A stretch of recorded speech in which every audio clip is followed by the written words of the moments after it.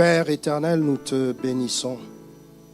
Nous te rendons gloire de ce que tu permets, Seigneur, que nous puissions encore nous présenter devant ton peuple.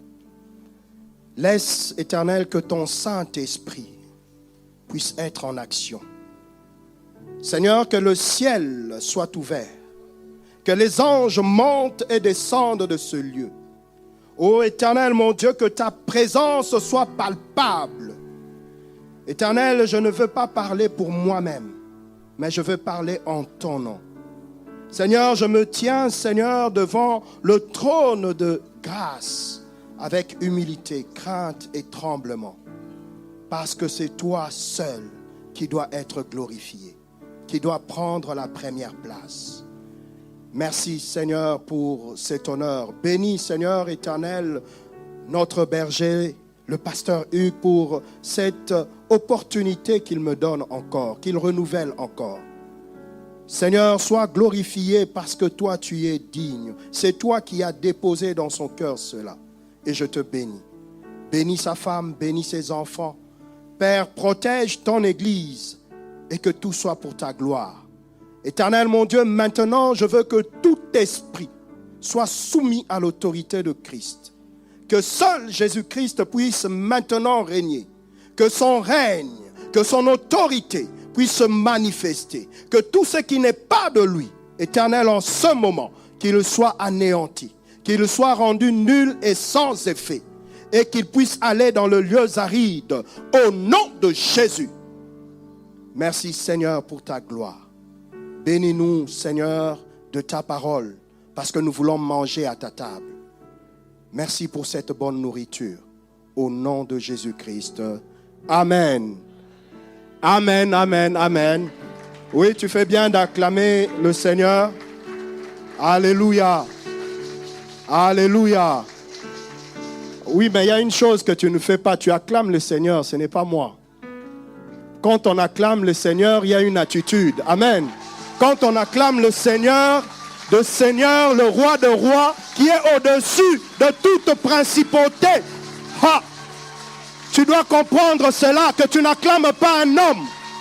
Tu n'acclames pas un homme, mais tu acclames le roi de rois, le Seigneur de seigneurs. Il faut que le ciel tremble. Il faut que son trône bouge, parce que tu l'acclames. Tu l'acclames. Le signe de l'acclamation, c'est que tu l'accueilles en ce lieu. C'est que tu le laisses régner. C'est que tu lui donnes l'opportunité. C'est que lui seul entre maintenant en action. Alléluia. Alléluia. Merci. Merci à toute l'assemblée. Merci encore au pasteur Hugues pour cette opportunité. Que le Seigneur le bénisse abondamment. C'est une chose que de confier la chair, surtout les dimanches.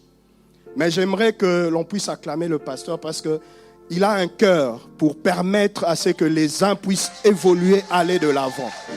Nous voulons l'honorer parce qu'on doit le faire quand il est encore là. N'attendons pas qu'il soit parti pour dire que c'est fini. Non, c'est maintenant qu'il faut reconnaître. Amen. Alléluia. Ce matin, nous allons nous entretenir sur un thème. J'ai beaucoup combattu dans mon cœur, mais le Seigneur m'a dit c'est ça ce qu'il veut pour son peuple. Amen.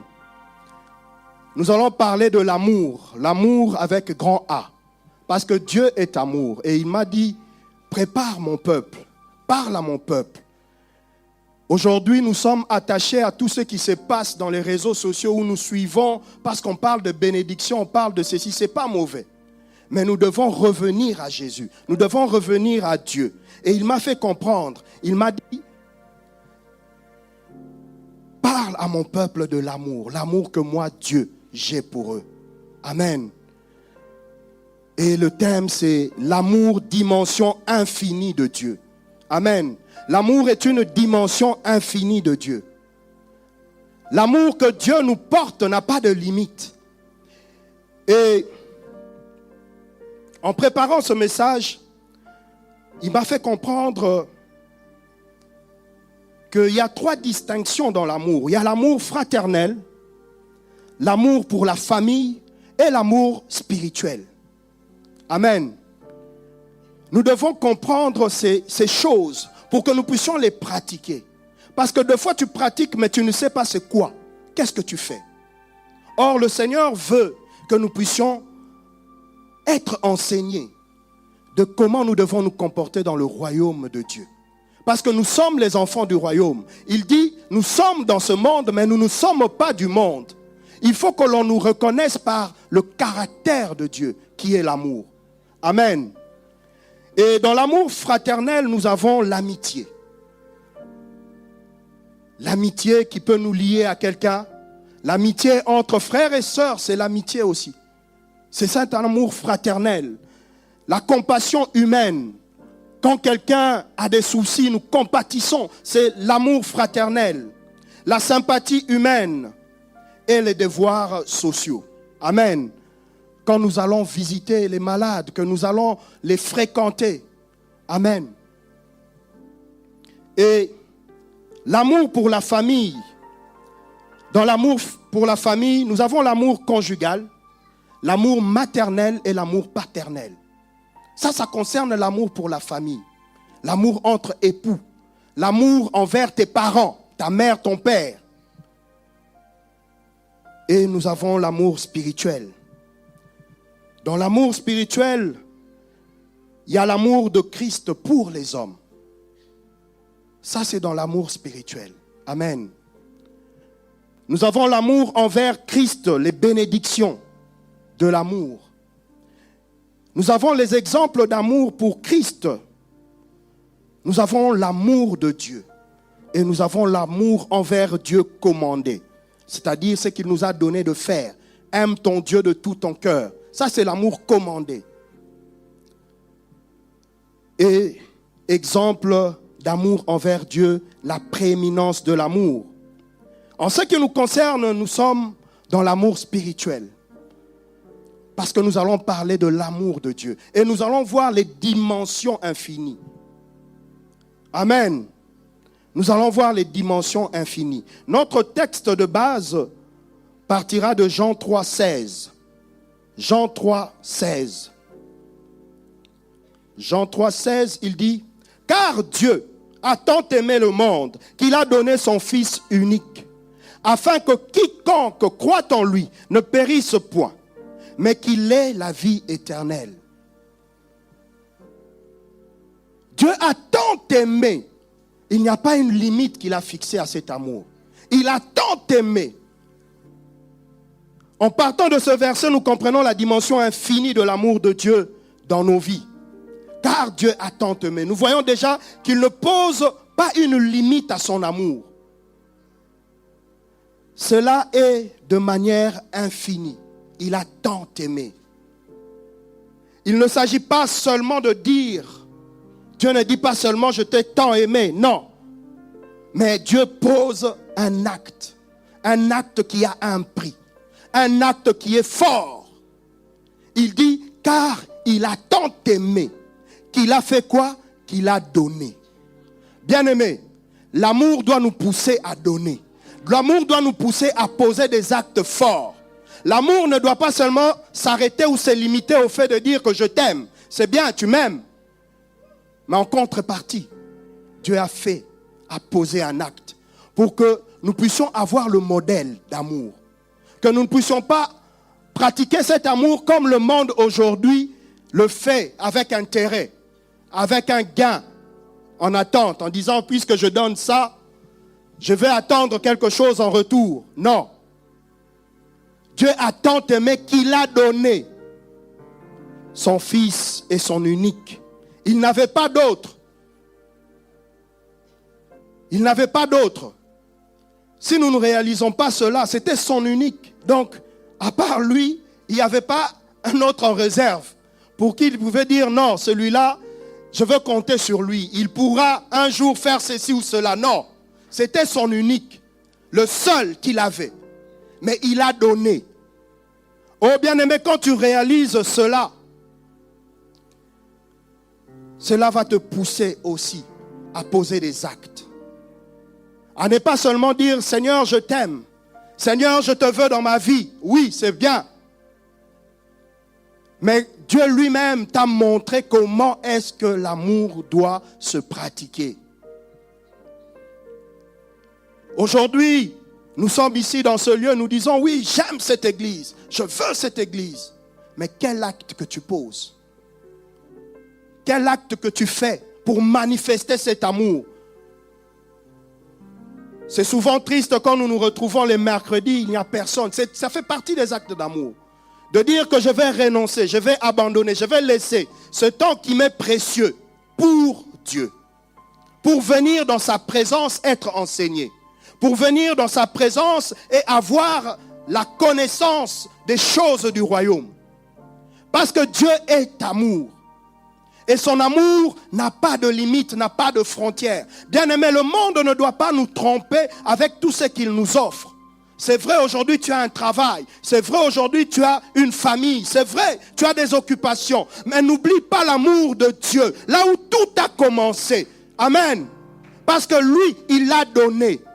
Il n'a pas retenu, il n'a pas réfléchi. Il n'a pas posé des limites à l'acte qu'il allait poser. Donc il a fait un geste de valeur. Alors toi aussi en retour, n'hésite pas. Le Seigneur n'a pas besoin peut-être de ton argent ou de... Non, il a besoin seulement de toi. Parce que deux fois nous nous trompons, nous croyons que oui, parce que je donne à l'église, cela suffit. Parce que je fais tel don, cela suffit. Non, le Seigneur, on ne l'achète pas. On n'achète pas le Seigneur. Le Seigneur te veut toi. Il te veut toi dans sa présence. Il te veut toi au milieu de frères et de sœurs. Il ne te veut pas seulement en ligne à la maison. Oui, c'est vrai, c'est bien le live. Mais si tu es malade, je t'encouragerai. Mais si tu ne l'es pas, tu as de la force. Oh, Christ dit, la nuit vient où je ne pourrai plus. Tant qu'il est jour, je dois faire quoi? Je dois agir. Bien aimé, si nous ne comprenons pas ces principes, nous ne nous ferons pas violence. Parce que Christ lui-même nous parle en disant, maintenant c'est le jour, je dois travailler. Je dois travailler pour le royaume. Car il y aura un temps où je ne pourrai plus. Où je serai limité, je serai bloqué. Où je n'aurai peut-être pas de capacité. Mais lorsque ce jour arrivera, il faut que je me souvienne que j'ai eu à faire telle chose pour Dieu.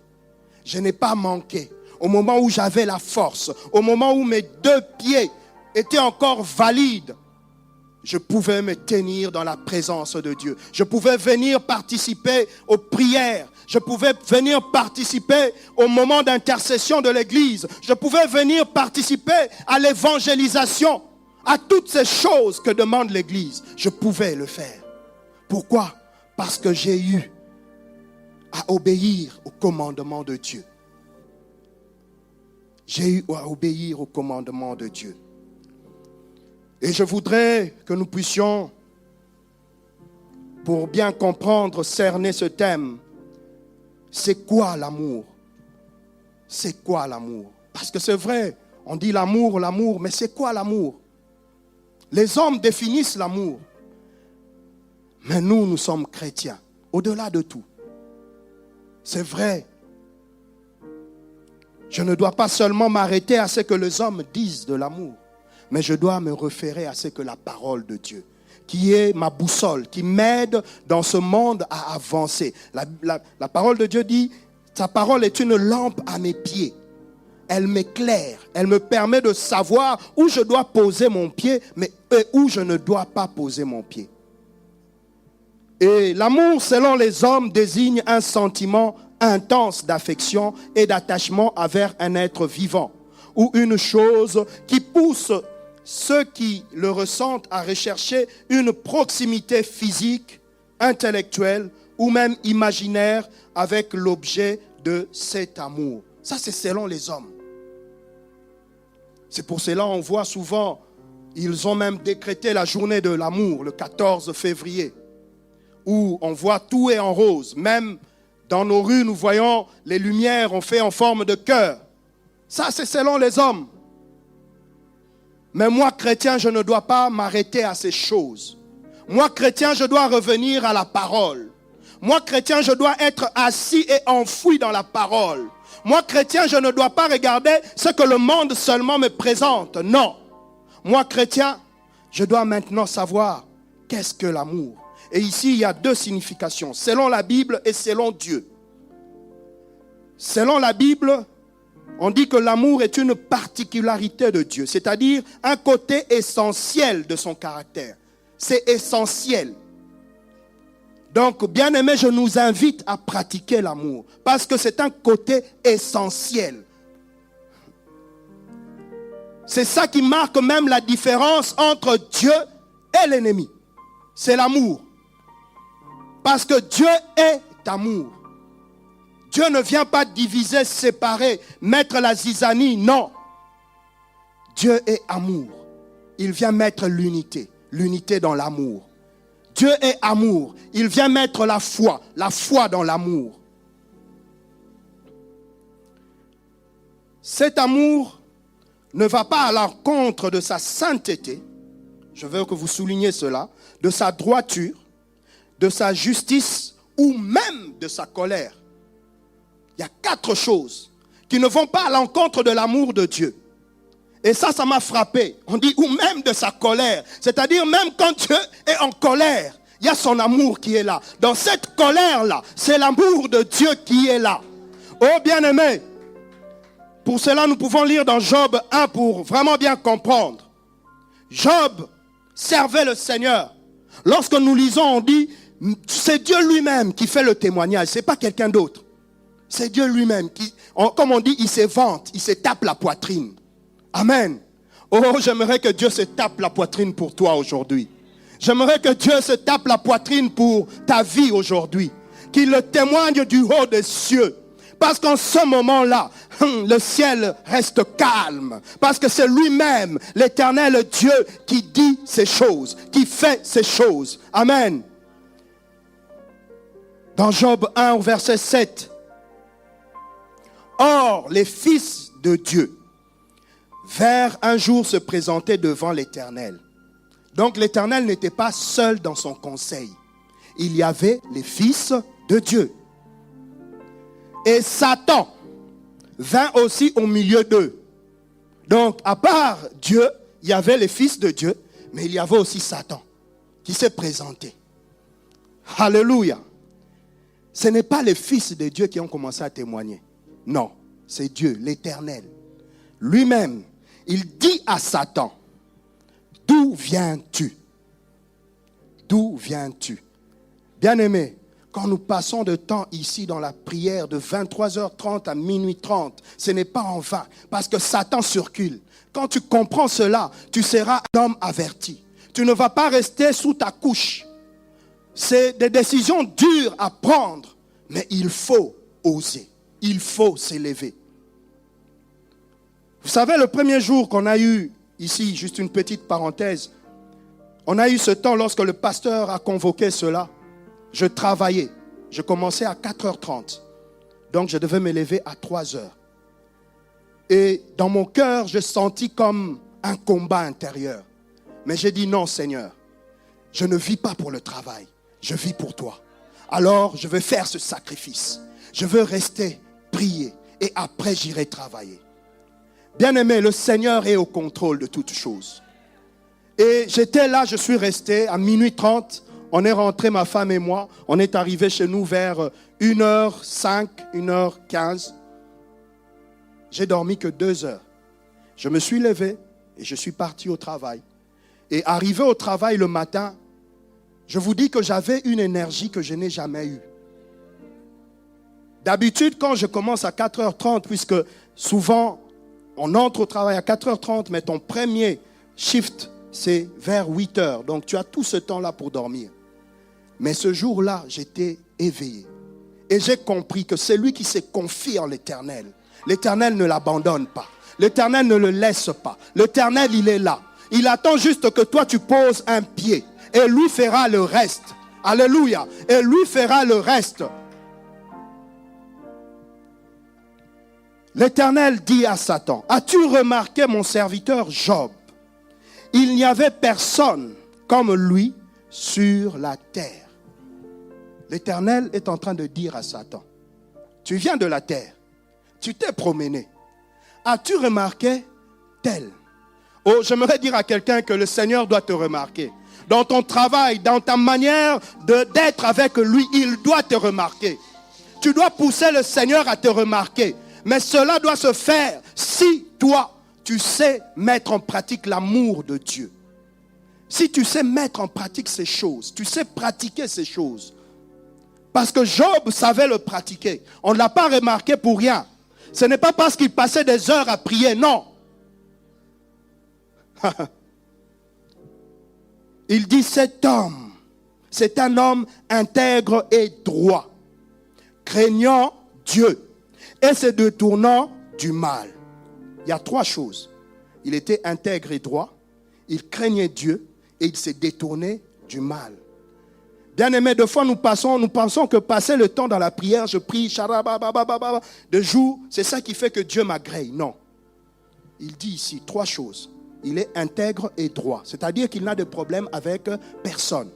C'est-à-dire qu'il marche là où il y a la justice de Dieu. C'est-à-dire qu'il n'est pas conflictuel. Qu'il ne cherche pas de problème aux autres. Il est intègre et droit. Amen. Bien-aimé, fais un effort d'être intègre et droit. Je sais que le monde te présentera des opportunités, des occasions à saisir. Mais pose-toi seulement la question. Si Jésus était à ma place, qu'aurait-il fait? Et ça va résoudre tout. Ça va t'aider à prendre la bonne décision. Ça va t'aider à marcher de manière intègre et droit. Il dit craignant Dieu. Il craignait Dieu. C'est-à-dire, il ne se mettait pas au milieu de moqueurs. Il ne se mettait pas au milieu de gens qui parlaient du n'importe quoi. Il ne se mettait pas au milieu de gens qui racontaient des mensonges. Il ne se mettait pas là où on était en train de critiquer les hommes de Dieu. Non. Il craignait Dieu. Il avait cette crainte-là. Il se disait non. Dans ma position, dans la relation que j'ai, dans l'alliance que j'ai conclue avec mon Dieu, je ne peux pas. À cause de cela, je dois craindre Dieu. Je dois continuer à marcher de cette manière. On dit, et se détournant du mal. Oh bien-aimé, aujourd'hui le monde nous présente le mal. Il ne se cache plus. Dans les réseaux sociaux, partout, même quand vous voulez l'éviter, il se présente à vous. Mais c'est à vous de prendre la bonne décision. C'est à vous de dire stop. Ce n'est pas à quelqu'un d'autre. Ce n'est pas à quelqu'un d'autre. Parce que Job le faisait par lui-même. Job ne regardait pas, est-ce qu'il y a un sacrificateur à côté? Est-ce qu'il y a un prophète à côté pour que je puisse me comporter ainsi? Non. Il savait en qui il avait cru. Et il se tenait devant le trône de Dieu. Amen.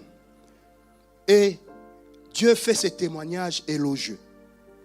Oh bien-aimé, nous aussi nous devons aspirer à ces choses. Que le Seigneur, quand il parle de toi, mais qu'il ne voit pas seulement en toi le mal, qu'il ne voit pas en toi seulement les choses qui les détournent ou qui le font fuir. Non, mais qu'il trouve des choses qui l'attirent, de choses qui l'amènent, de choses qui font venir son trône vers toi. Amen.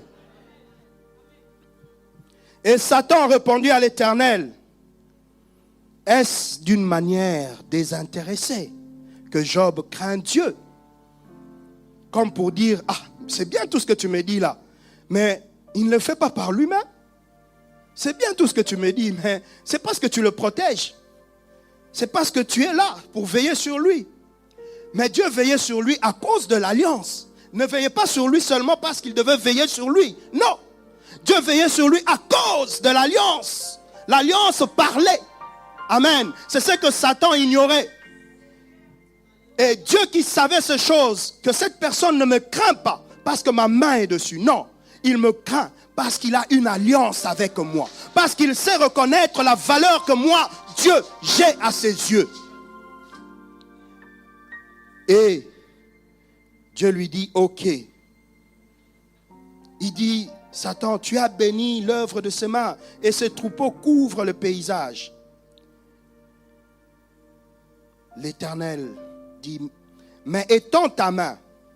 Ici, 11, c'est très important. Il dit, mais étends ta main, touche à tout ce qui lui appartient. Et je suis sûr qu'il te maudit en face. Bien-aimés, quand nous lisons, nous devons faire attention à ce qui est dit. C'est Satan. Il dit à Dieu, étends ta main. Ça veut dire, il demande à Dieu, il dit, c'est toi qui as l'autorité. Enlève ton autorité. Je te fais comprendre que quand tu es enfant de Dieu, l'ennemi n'a pas autorité sur toi. La maladie n'a pas autorité sur toi. Les problèmes que tu traverses n'ont pas autorité sur toi. Si et seulement si tu respectes l'alliance. Si et seulement si tu marches dans l'alliance. Parce que c'est ce que l'ennemi faisait comprendre. L'ennemi ne disait pas, donne-moi, moi je vais aller, je vais faire. Non, non, non. Il a commencé par présenter Dieu pour dire, c'est ta main. Étends, enlève ta main. Parce que si tu n'enlèves pas ta main, moi l'ennemi, je ne peux rien. Oh, j'ai dit à quelqu'un ce matin que l'ennemi ne peut rien. Ce midi, je te dis, l'ennemi ne peut rien. Si l'Éternel n'enlève pas sa main, l'ennemi ne peut rien. Oh, cette maladie que tu as, ne t'en fais pas. L'ennemi ne peut rien sur elle. L'ennemi ne peut rien. Alléluia. L'Éternel dit à Satan, il lui donne maintenant l'accès. Et bien aimé, nous devons comprendre quelque chose. Quand nous sommes en alliance avec Dieu, c'est Dieu qui donne l'accès. Ça veut dire quand il y a quelque chose qui arrive dans ma vie, mais j'ai une alliance avec Dieu, je ne dois pas me tourner pour dire, oh ce sont les sorciers. Oh ce sont... Non, ils n'ont pas autorité. Parce que j'ai une alliance. Quand je sais que j'ai une alliance avec Dieu, cette alliance va parler. Cette alliance va parler. Devant les trônes de Dieu, cette alliance va parler. Alors ne t'inquiète pas. Ne sois pas inquiet. Et je comprends pourquoi la Bible dit, n'ayez pas de regard inquiet. Parce que des fois, nous chrétiens, nous avons des regards inquiets. Nous nous posons des questions sur des choses que Dieu lui-même a la maîtrise. Il est là, il est assis. Il maîtrise. Mais toi qui es là, tu t'inquiètes. Tu dis, ah Seigneur, pourquoi ça m'arrive? Ah Seigneur, je ne sais pas encore qu'est-ce que j'ai fait. Oh, non, tu n'as pas péché. Tu n'as pas péché. Parce que Dieu, il a le contrôle. C'est lui qui permet. C'est lui seul qui permet. Mais si tu n'as pas d'alliance, là c'est autre chose. Parce que là l'ennemi, c'est toi-même qui va lui donner l'accès. C'est toi qui vas lui donner l'accès. Parce que tu n'as pas d'alliance. Dieu ne peut pas intervenir. Il va venir comment? Tu n'as pas d'alliance. Tu n'es pas couvert, tu n'es pas protégé. C'est pour cela que nous prions, nous disons, donne ta vie à Jésus. Pourquoi? Pour créer cette alliance-là. Pour que tu puisses avoir quelque chose à réclamer. Pour dire, Seigneur, je suis ton enfant. Je suis ton enfant. Je te sers. Je marche dans la crainte. Je marche dans l'intégrité. Seigneur, souviens-toi de moi. Et en ce moment, Dieu ouvre son livre de souvenirs. Et il regarde, il dit, oui, c'est vrai.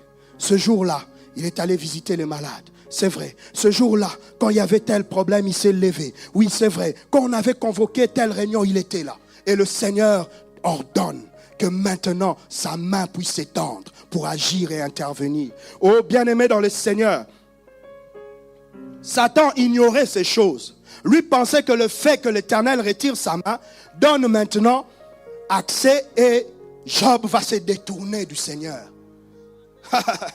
Il ne savait pas que l'amour de Dieu était plus fort dans le cœur de Job.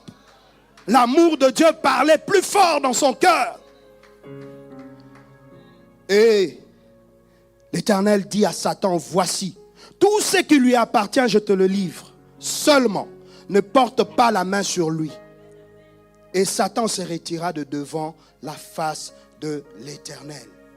Amen. Et Satan est allé, il a essayé, il a tout fait. Job a perdu même ses enfants. Oh bien-aimé, des fois quand nous lisons cette histoire, nous le prenons à la légère. Mais il faut vivre certaines choses pour comprendre. Sa femme est même venue dire, maudit Dieu et meurt. Il a dit non, j'ai une alliance. C'est lui qui avait donné, c'est lui qui reprend. Alors gloire soit rendue à son nom. Amen. Gloire soit rendue à son nom. Et l'amour selon Dieu.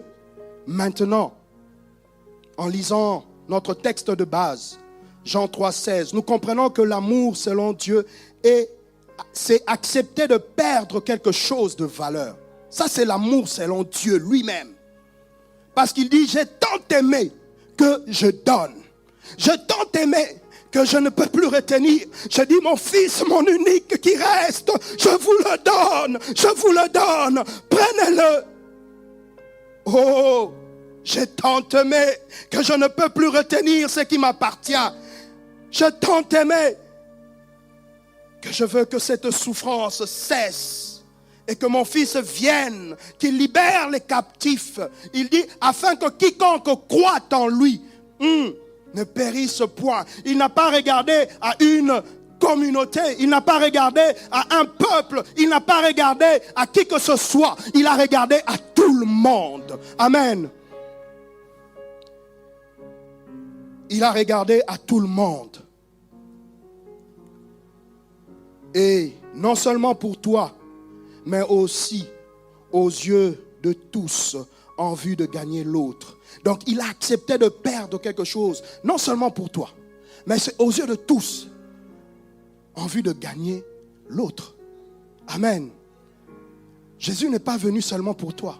Tu l'as accepté dans ta vie, c'est bien. Mais l'autre est à côté. Il ne connaît pas le Seigneur. L'autre est à côté, il est en train de périr. L'amour de Dieu est venu afin que quiconque croit en son nom. Et c'est à toi maintenant de faire cela. À toi maintenant d'entrer en action. Alléluia. Nous pouvons le voir dans les textes du bon berger qui accepte de laisser tout son troupeau à la recherche d'un seul qui était égaré. Dans Matthieu 18, 11 à 13. Ce berger était là, il avait des troupeaux. Mais un seul est parti. Oh Église, que faisons-nous aujourd'hui? Nous avons perdu de notre puissance, de notre autorité. Pourquoi? Parce que nous nous contentons de ceux qui sont restés. Celui qui est parti, on dit voilà, bye bye, au revoir. Bien fait pour lui. Ce n'est pas ça la parole. La parole, Jésus-Christ dit, il a laissé les autres. Les autres étaient restés à la merci. Mais il a dit, vaut mieux pour moi gagner celui qui est parti, qu'il revienne, que je ne le perde pas, mais qu'il soit aussi parmi les autres. Amen. Au verset Matthieu 18, 12, il dit, que vous ensemble, si un homme a 100 brebis et que l'une d'elles s'égare, ne laisse-t-il pas les 99 autres sur les montagnes? Il les laisse sur les montagnes pour aller chercher celle qui s'est égarée. C'est ça l'amour de Dieu. Il accepte que les autres restent, mais qu'il puisse aller trouver celui qui s'est égaré pour le ramener à Jésus, pour qu'il puisse être aussi parmi les autres. On dit, et s'il la trouve, je vous le dis en vérité, elle lui cause plus de joie que les 99 qui ne se sont pas égarés. Alors je comprends la parabole de l'enfant prodigue. Pourquoi le père était content. Alléluia. Mais je nous dis aussi à nous, peuple de Dieu, ne soyons pas jaloux. Ne disons pas, oui, maintenant c'est seulement lui. Non, il était égaré. Nous devons porter cela dans nos cœurs, dire cette joie-là que le Père ressent, nous aussi nous devons la porter. Amen. Nous aussi nous devons avoir cette joie d'avoir retrouvé celui qui était égaré. C'est ça notre mission. Parce que l'amour de Dieu concerne l'autre aussi. Pas seulement moi qui suis sauvé, pas seulement moi qui ai reçu Jésus. Non. L'amour de Dieu concerne aussi l'autre, mon prochain. Et c'est pour cela que Christ a dit, aimez Dieu de tout son cœur. Et ensuite il a dit, aimez-vous les uns les autres. Amen. Aimons-nous les uns les autres. Oh, j'aime encore ce temps où nous étions à l'église, la borne Upen, où nous chantons, oui, je t'aime de l'amour de Dieu. Oui, je t'aime de l'amour du Seigneur. Oui, je t'aime de l'amour du Seigneur. Car je vois en toi la gloire de mon Dieu. Oui, je t'aime de l'amour du Seigneur. Oh bien-aimés, ce sont des chants qui nous tenaient le cœur, qui nous faisaient comprendre que l'autre est important, que je ne dois pas négliger, que je ne dois pas dire, Seigneur, je suis content parce que moi seul suis sauvé. Oui, non, mais je dois penser à l'autre, qu'il puisse aussi être sauvé, qu'il puisse aussi être gagné. Parce que l'amour de Dieu, c'est ça. C'est qu'il est là pour que nous aussi, nous puissions donner en retour. Que nous puissions pratiquer cela. Et aujourd'hui, c'est l'une des choses qui nous manque dans l'Église. Aujourd'hui, nous sommes perdus face à tout ce que le monde nous présente aujourd'hui. Face à tout, je veux dire, cette technologie qui va vite, qu'on doit suivre. Mais on oublie le fondamental. Dieu est amour. Notre caractère doit être l'amour. Et encore l'amour. Nous devons préparer le peuple à la rencontre de Dieu. Nous devons préparer le peuple à ce qu'il prépare son cœur à avoir l'amour de Dieu. L'amour de Dieu. En lisant notre texte de base, nous pouvons dire que la dimension infinie de l'amour de Dieu n'est pas marquée ni par l'immobilisme. Elle est attirante. Elle attire l'amour de Dieu. Elle n'est pas immobile parce que Dieu, il a quitté son trône. Il a dit, j'ai tant aimé le monde. Mais le monde fait partie de toi et moi. C'est nous. Il nous a tant aimés. Amen. Il n'a pas dit, je reste sur mon trône. C'est à eux de venir vers moi. Non. Dieu s'est déplacé. Il a dit, je vais vers eux. Alors, il dit, je donne mon fils. Dieu a tant aimé le monde qui se compose de nous, humains. Et autre chose, ce n'est ni par l'égocentrisme. Son amour est ouvert à l'extérieur. Il n'a pas regardé, il n'a pas choisi, il n'a pas dit non. Cet amour doit être seulement pour moi, les anges, et c'est tout. Non. Il a ouvert à l'extérieur.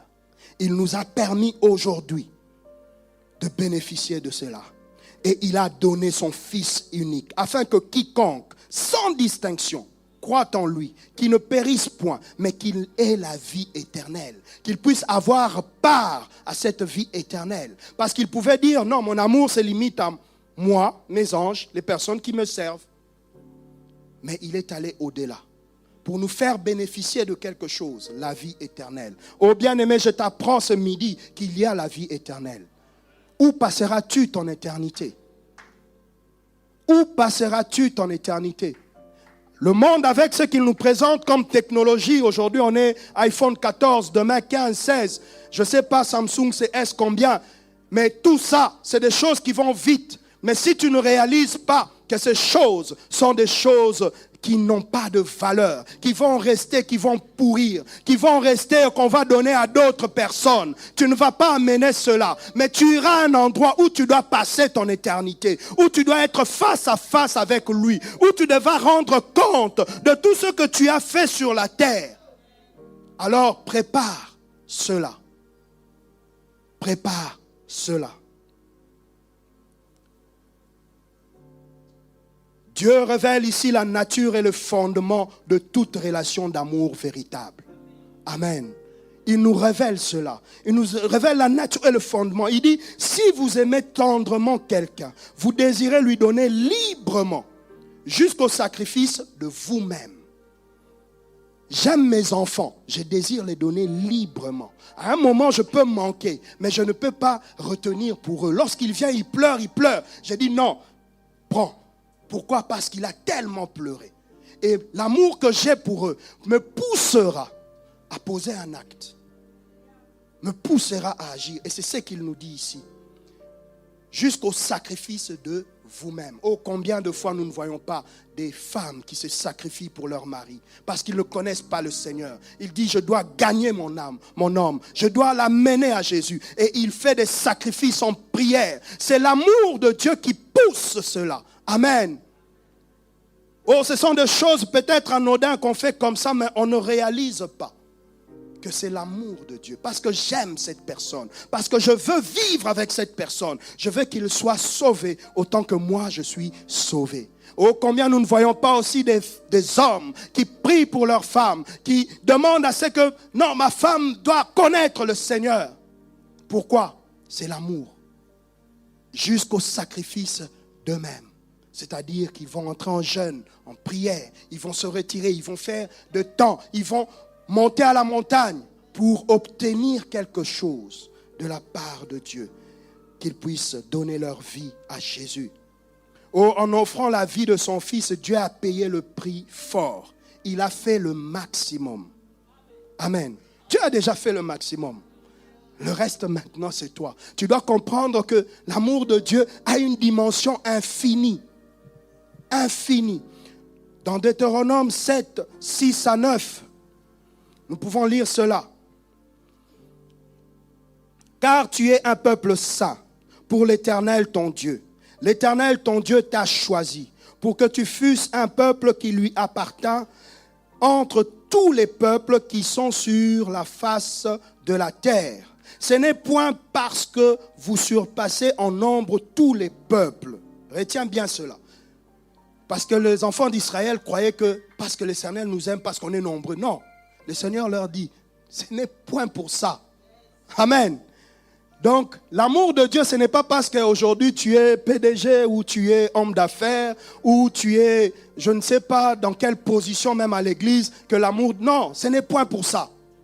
Tu dois comprendre ces choses. Et ici, c'est l'Éternel lui-même qui leur dit. Il dit,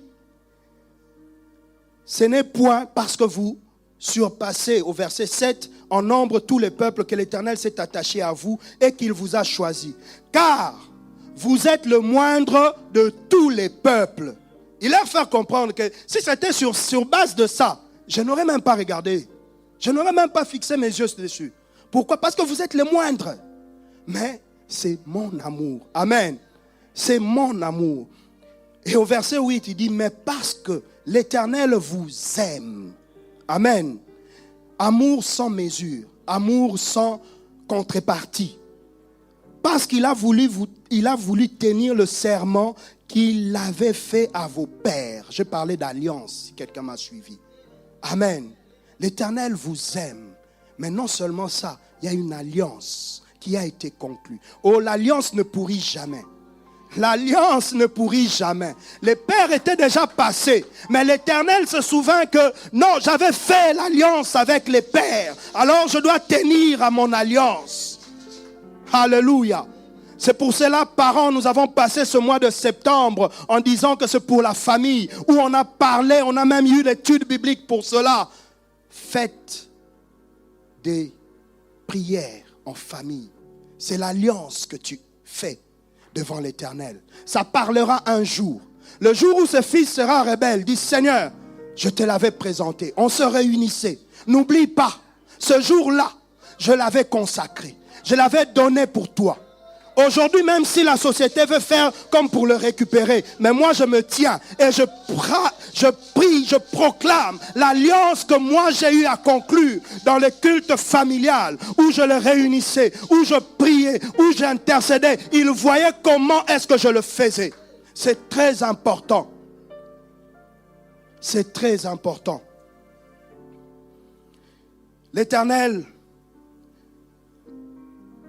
L'Éternel vous a fait sortir de sa main puissante, vous a délivré de la maison de servitude, de la main de Pharaon, roi d'Égypte. Au verset 9, sache donc que c'est l'Éternel ton Dieu qui est Dieu. C'est Dieu fidèle, garde son alliance et sa miséricorde jusqu'à la 1000e génération envers ceux qui l'aiment et qui observent ses commandements. Deux choses, envers ceux qui l'aiment et qui observe ses commandements. Oh bien-aimé, l'amour de Dieu nous choisit sans tenir compte des préalables ou des critères que fixe la société. La société va dire oui, pour ce travail, nous voulons diplôme Bac plus 5. C'est seulement ceux-là qui peuvent prétendre. Mais Dieu dit, pour mon amour, il n'y a pas de diplôme. Pour mon amour, il n'y a pas d'expérience. Pour mon amour, il n'y a pas de catégorie. Pour mon amour, il n'y a pas de choix. Moi, Dieu, je choisis. Point barre. Moi, Dieu, je fais tomber mon dévolu. Point barre. Pour mon amour, tu ne dois pas avoir à être bien habillé ou ceci. Non. Vous savez, David, lorsqu'il s'est présenté pour combattre Goliath, le roi l'a regardé. Il a dit, oh, c'est seulement comme ça que tu vas aller affronter ce gars-là. Il dit, oui, c'est seulement comme ça. Le roi dit, non, non, non, non, non, non, non. Tu ne peux pas aller comme ça. David, ce gars-là, même mon armée, toi tu vas aller comme ça. Non. Il dit, allez, venez ici. Il appelle ses militaires. Donnez-lui ce qu'il faut. Il lui donne ce qu'il fallait. Là, c'est le monde qui est en train de regarder. Il lui donne, il porte, il fait. Mais David se rend compte, il veut faire un pas, ça le retient. Il veut faire un pas, ça le retient. Et puis, dans sa tête, il se rappelle. Il se dit, quand j'ai combattu le lion, il n'y avait pas cela. Quand j'ai combattu l'ours, il n'y avait pas cela. Quand j'ai combattu, j'ai protégé, j'ai enlevé même des dents de lion, la brebis qu'il avait. Il n'y avait pas cela. Alors, David a dit, allez, laissez tout ça dire. Je veux me présenter tel que je suis avec l'Éternel. Oh bien-aimé, tu vas te présenter avec l'Éternel. C'est l'Éternel seul qui combat. C'est l'Éternel seul qui combat. Oh, je te dis ce midi, pour ta maladie, tu vas te présenter seul devant l'Éternel. Parce que c'est l'Éternel seul qui combat. Ce n'est pas ce que le monde te présente. Ce n'est pas ce que le monde te donne. Non, c'est l'Éternel seul.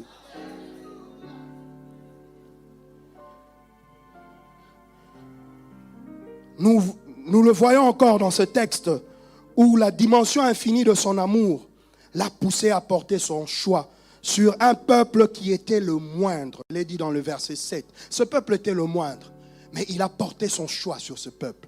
Oh bien-aimé, ce matin, l'Éternel portera son choix sur toi. Ce midi, je veux dire, l'Éternel portera le choix sur toi. Ne te dis pas que je n'ai pas d'expérience, que je manque. Seigneur, je dois encore apprendre le néerlandais, le français. Oh, toutes ces choses, l'Éternel, il est capable d'ouvrir ton intelligence et de te les donner. Il n'a pas besoin de ce que les hommes pourront dire ou mettre devant. Non, c'est l'Éternel qui qualifie. Alléluia. C'est l'Éternel qui qualifie. L'amour de Dieu le pousse à nous délivrer. Quand nous lisons au verset 9, au verset 8 plutôt, on voit que l'amour de Dieu a poussé Dieu à étendre sa main. Il ne peut pas te laisser dans cette situation parce que son amour va le pousser à te délivrer. Il nous a délivrés de la maison de servitude, de la main de l'ennemi. Amen. L'amour de Dieu l'a poussé à cela.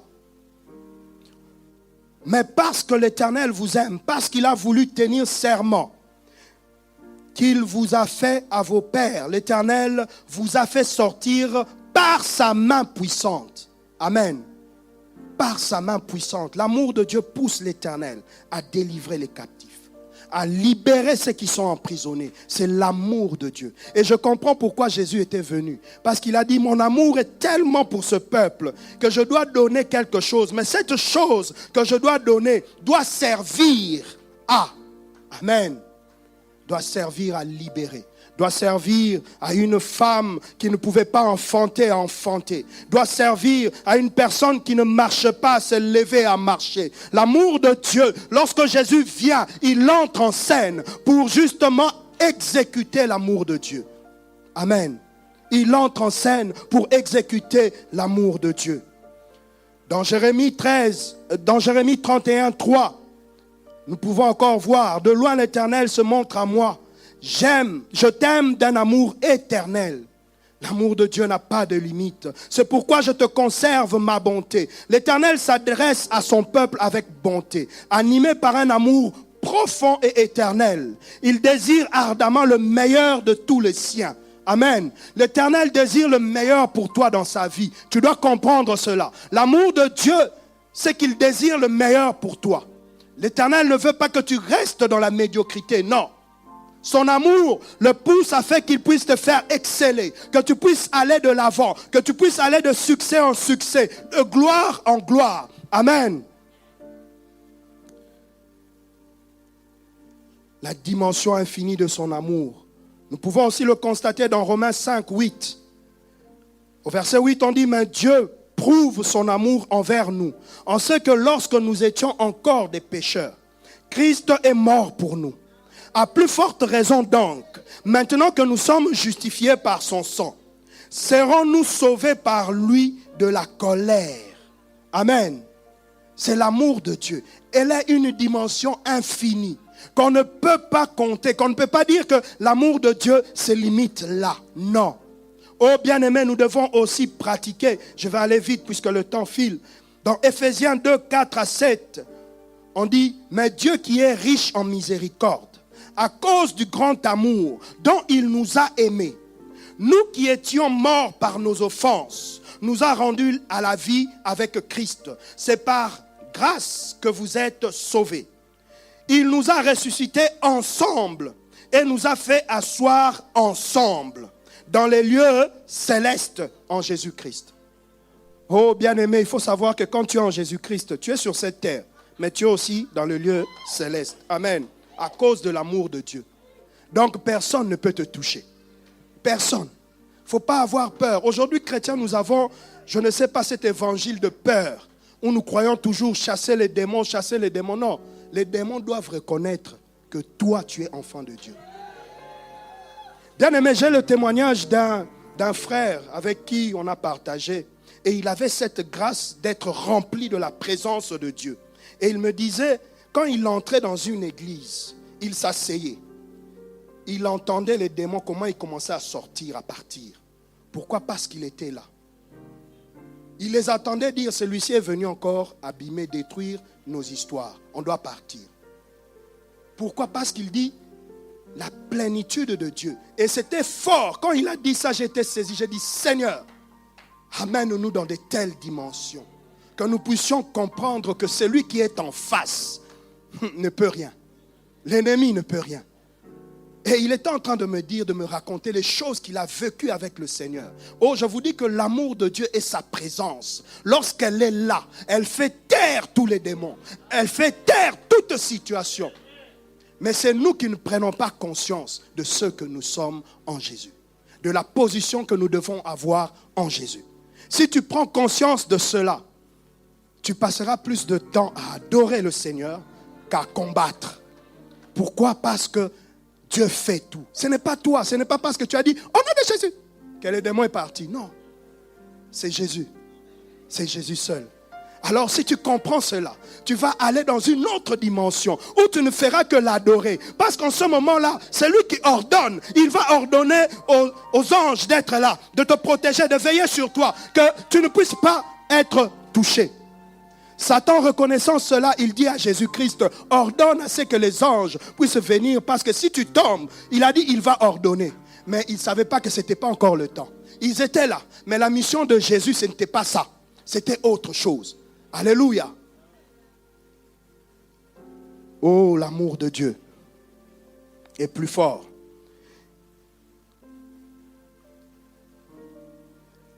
Dans cette dimension infinie de l'amour, nous trouvons aussi le pardon. Le pardon qui nous permet de prendre part à l'héritage que nous avons en Jésus.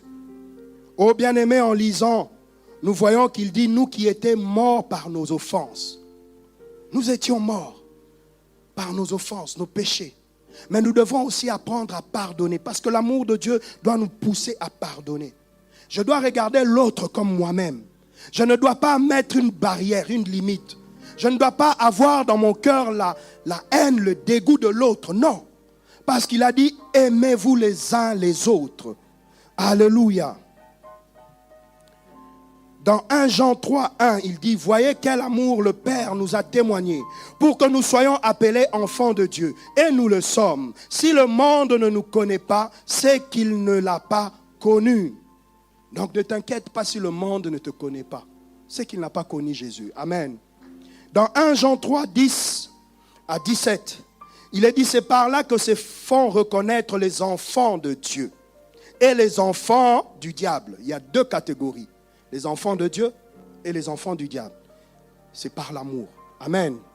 Il dit, quiconque ne pratique pas la justice n'est pas de Dieu, non plus que celui qui n'aime pas son frère.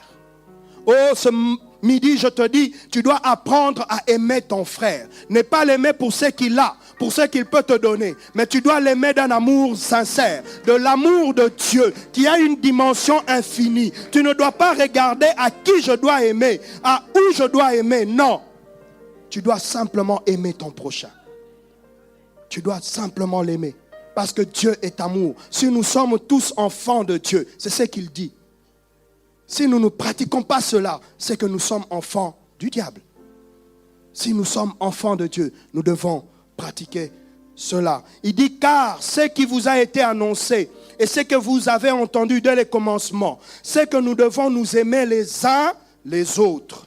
Et ne pas ressembler à Caïn qui était du malin et qui tua son frère. Et pourquoi le tua-t-il? Parce que ses œuvres étaient mauvaises et que celles de son frère étaient justes. Nous, ne vous étonnez pas, frères, si le monde vous hait. Nous savons que nous sommes passés de la mort à la vie parce que nous aimons les frères. Celui qui n'aime pas demeure dans la mort. Oh, ce midi, je te dis, si tu n'aimes pas ton frère, tu demeures dans la mort. Tu n'es pas encore ressuscité. Il faut être ressuscité avec Christ. Tu dois apprendre à aimer. Tu dois dépasser les clivages. Tu dois dépasser les limites. Parce que l'amour de Dieu n'a pas de frontières, n'a pas de limites. Il dit, quiconque est son frère est un meurtrier. C'est fort, hein? Quiconque est son frère est un meurtrier.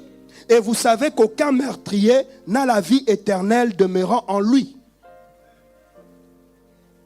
Oh bien-aimés, apprenons à pratiquer l'amour. Sinon, nous serons des meurtriers. Devant l'Éternel, quand tu ne pratiques pas l'amour, tu es un meurtrier. Il regarde, c'est vrai, tu peux crier, tu peux faire tout ce que tu veux, mais tu n'as pas l'amour de ton frère, de ton prochain. Pour Dieu, tu es un meurtrier. C'est pour cela qu'il faut comprendre les dimensions infinies de l'amour de Dieu. Le mettre en pratique. Je ne peux pas me mettre à critiquer mon frère parce que je deviens meurtrier. Je deviens meurtrier. Quand on m'amène une discussion qui concerne mon frère, prions pour lui, mais ne parlons pas du mal de lui. Alléluia. Il dit, nous avons connu l'amour en ce qu'il a donné sa vie pour nous. Nous aussi, nous devons donner notre vie pour les frères. Oh, c'est très important dans l'Église de pratiquer l'amour. Je parlais ici de termes d'amour et il y a la dimension sociale. L'Église doit apprendre à pratiquer l'amour. Parce que quand nous lisons la parole de Dieu, la première Église, on dit, ils mettaient tout en commun. Et au milieu d'eux, on dit, il n'y avait aucun indigent. Aujourd'hui, nous regardons trop à, est-ce que j'ai cessé? Non, le Seigneur ne veut pas ça. Le Seigneur veut que nous puissions pratiquer. Pratique seulement. Le reste, lui-même va donner. Lui-même va pourvoir. Ce n'est pas à toi de commencer à poser des suppositions. Non. Toi, pose les actes. Amen. Si quelqu'un possède des biens, et c'est là qu'il le dit, si quelqu'un possède les biens du monde et que voyant son frère dans le besoin, il lui ferme ses entrailles, comment l'amour de Dieu demeure-t-il en lui? Comment l'amour? C'est la Bible qui nous pose cette question.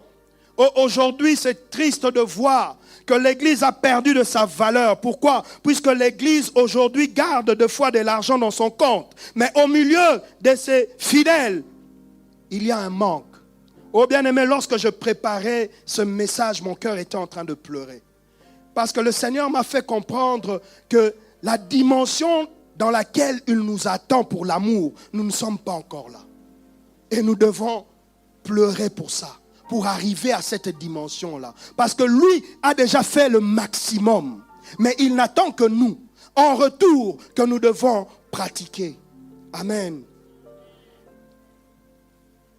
Dans Colossiens 3, 14, on nous exhorte d'être revenus par-dessus tout de l'amour qui est le lien parfait. Lorsque nous annonçons la bonne nouvelle, faisons-le avec le même amour que lui. Gagnons les autres avec le même amour que lui. Par amour, soyons prêts à renoncer au confort et à la tranquillité pour que d'autres puissent se joindre à nous et recevoir l'amour de Dieu qui a une dimension infinie. Nous devons être prêts à faire ce sacrifice. Oh, quand on te demande une petite chose, tu dis ça, non, moi je n'ai pas le temps, moi je ne peux pas. Non, bien-aimé, son amour doit être au-delà de tout. Au-delà de tout. Par l'amour de Dieu, je dois voir, Seigneur, je suis prêt à rendre service, même au sacrifice de moi-même. Alléluia. Oh bien-aimé, nous allons nous lever pour prier. Nous allons nous lever. Je voudrais faire un appel à toi qui veux vivre ces dimensions infinies de l'amour de Dieu dans ta vie. Mais tu as du mal à pardonner. Tu as du mal à renoncer au confort et à la tranquillité que t'offre ce monde. D'avancer. Nous allons prier pour toi. Nous n'allons pas prendre beaucoup de